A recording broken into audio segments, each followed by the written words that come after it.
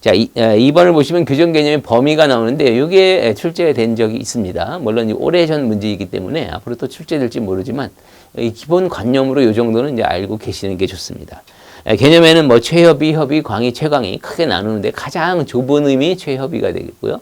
그 다음 단계가 협의, 그 다음 단계 광의, 최광의 가장 넓은 의미. 그래서 최협의의 규정에는 무엇을 말하고 그 다음에 협의의 규정은 어디까지고 이렇게 단계적으로 이해를 하시면 됩니다.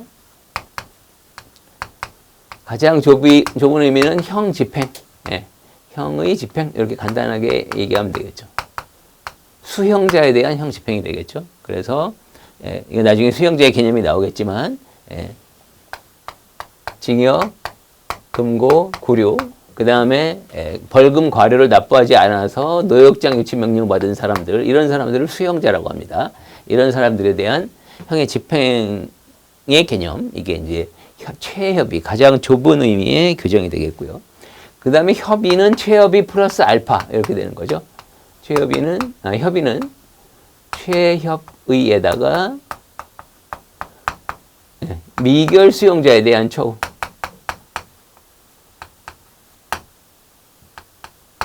요게 이제 가미가 된 개념이에요. 그래서 미결 수용자 같은 경우는 형을 집행받는 사람은 아니죠. 네. 형사 피해자 피고인으로 시설에 이제 구금이 되어 있는 사람, 도주나 증거인멸의 우려가 있으면 이제 구금을 시켜서 구금한 상태로 수사 재판을 받도록 이렇게 운영을 하는데 이 미결 수용자에 대해서 어떻게 처우할 것이냐의 관념이 추가되는 개념이 이제 협의가 되겠고요. 그 다음에 이제 광의의 규정은 좀 더 넓은 개념이죠. 그러면 요 앞에 있는 협의에다가 구금성 보완 처분을 받는 사람.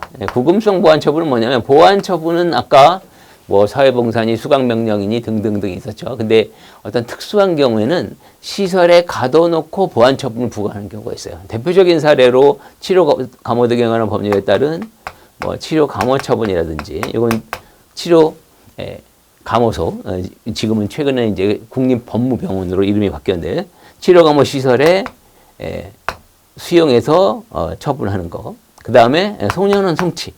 그래서 소년원에 뭐 몇 개월 다녀왔다. 범죄를 저질러서도 저지른 경우에 형사 판결이 확정이 돼서 형벌을 받으면 소년 교도소로 가는 거고요.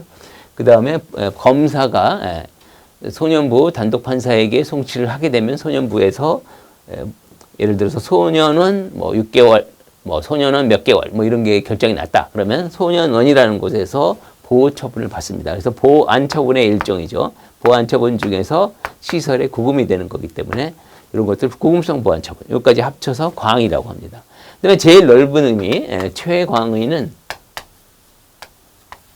앞에 있는 광의에다가 광의의 개념에다가 각종 사회내 처우를 포함하는 거. 처우의 관념을 여러분 알아두셔야 되는데 일단 사회내 처우는 교도소나 이런 시설에 구금하지 않고 일정한 처우를 받는 거.